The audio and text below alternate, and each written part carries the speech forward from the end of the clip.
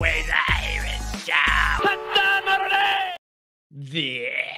right. Welcome in, welcome back, folks, to the Big Ten Finally Acts edition of the Always Irish Show.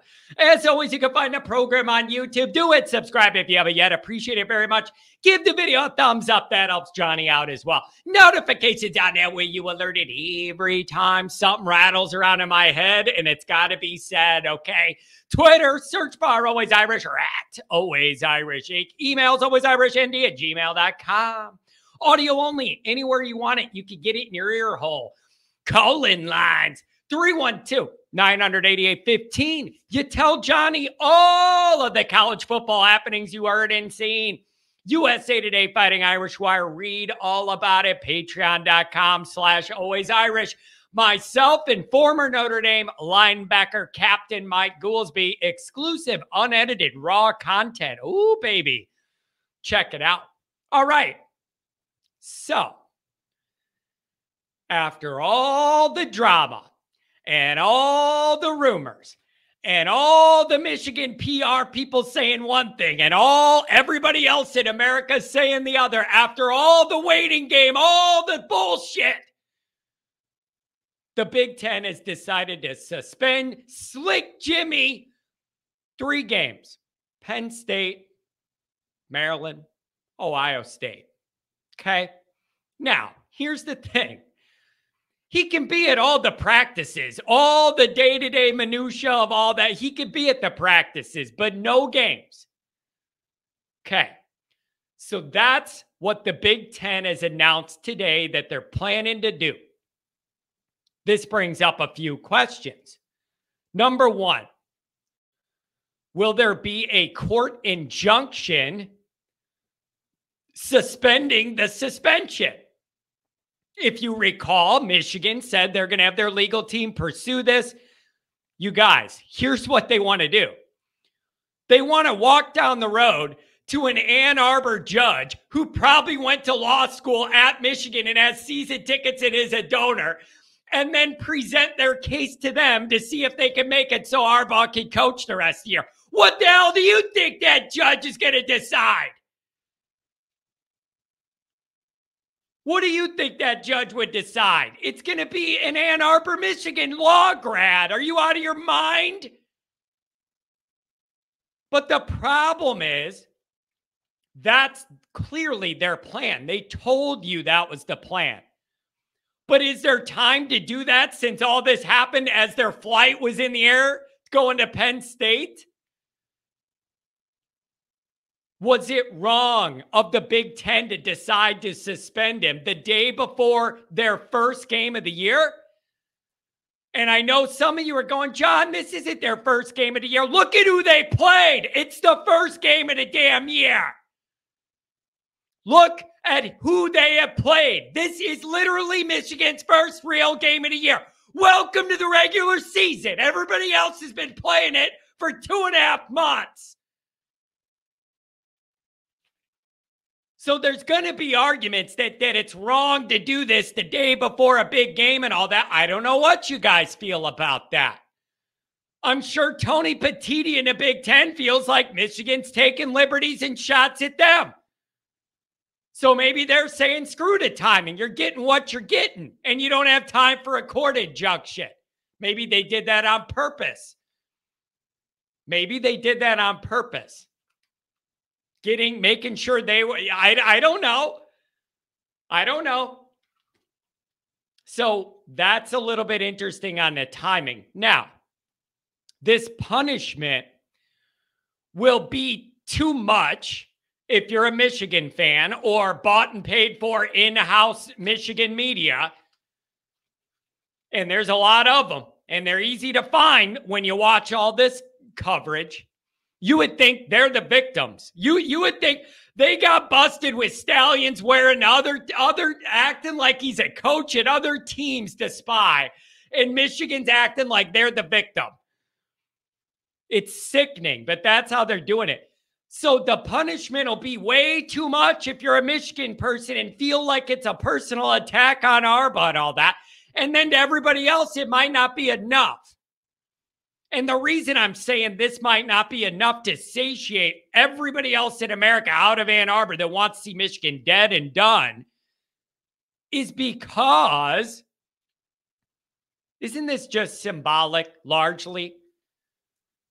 Harbaugh didn't even call plays. The coordinators who benefited most and looked the best because of Stallion's work, they're going to be out there.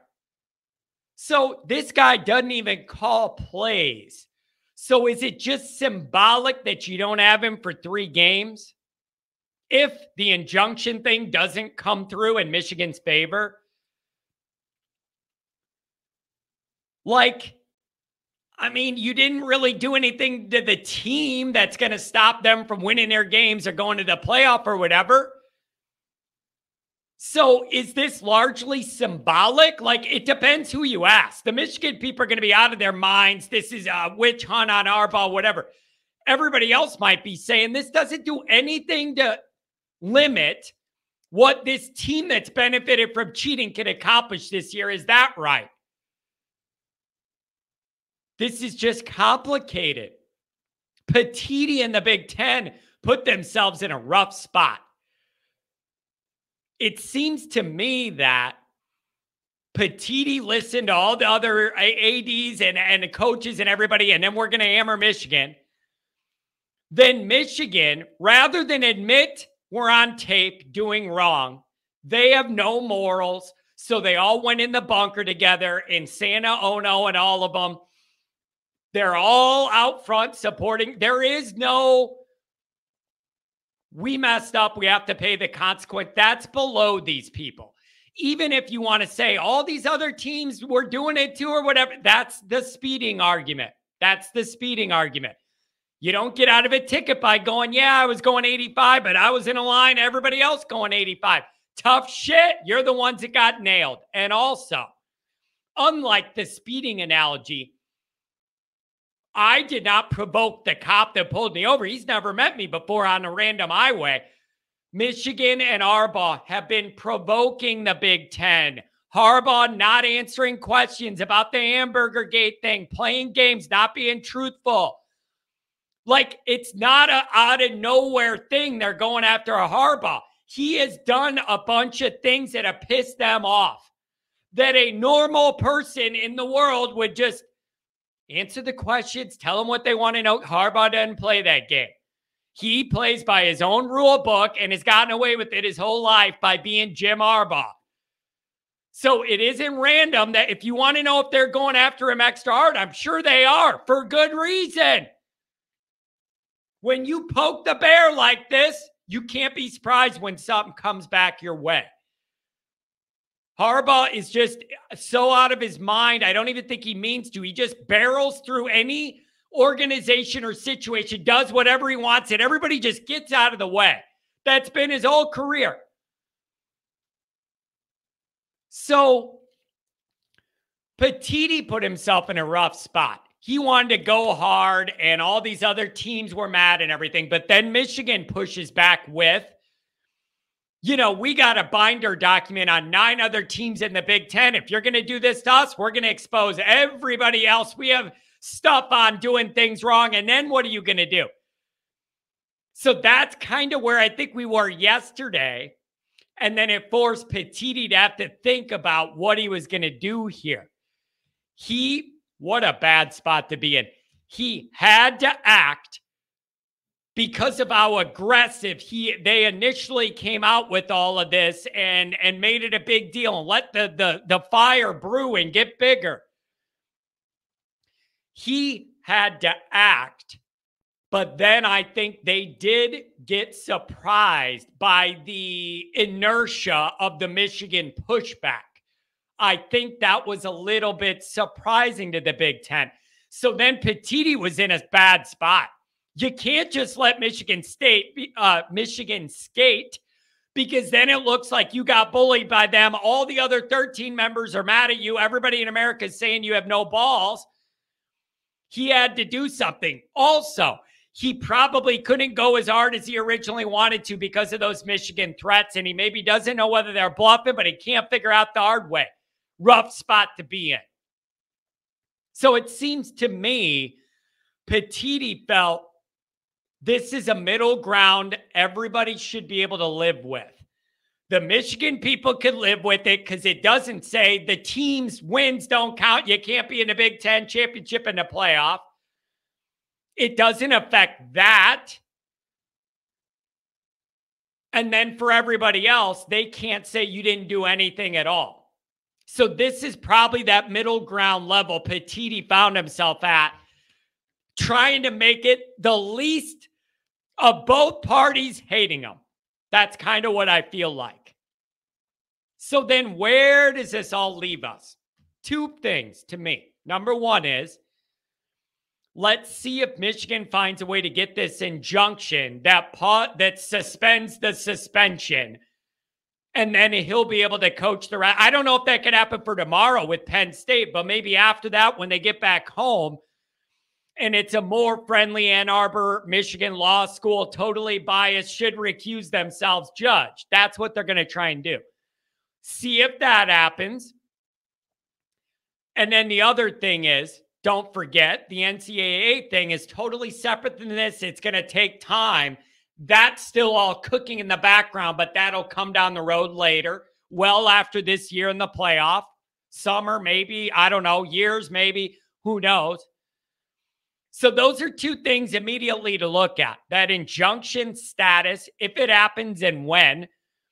Also, understanding the NCAA thing still coming down the road. And then here's my third and final point. You know what would be really nice for everybody outside of Ann Arbor? If for once in Franklin's life, Penn State could win a big game. That would make life easier for everybody outside of Ann Arbor. If James Franklin could actually win a big game. For once. He's on the Brian Kelly at Notre Dame track, winning all the games against nobodies, and then you're in a big one with the chance to change things nationally, and then you get killed.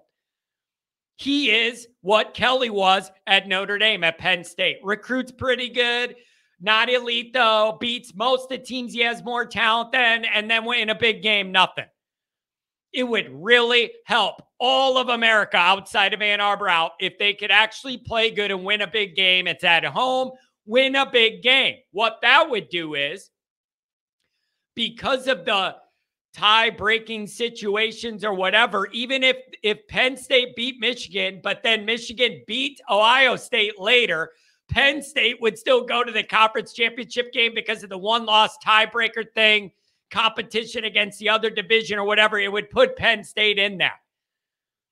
So there's a lot on the line in this game. I just have no trust in Franklin to win a big game because his history suggests I shouldn't. But that would help alleviate a lot of these problems. They would have one loss. Even if they beat Ohio State, wouldn't be in the conference title game. And then that gives that committee leeway to look at the loss and then the schedule of high schools. They play 10 out of 12 weeks of this year. And then Michigan's not even in the playoff. Nobody has to worry about the title being revoked or any. Don't even let them get there. That's what everybody in America wants.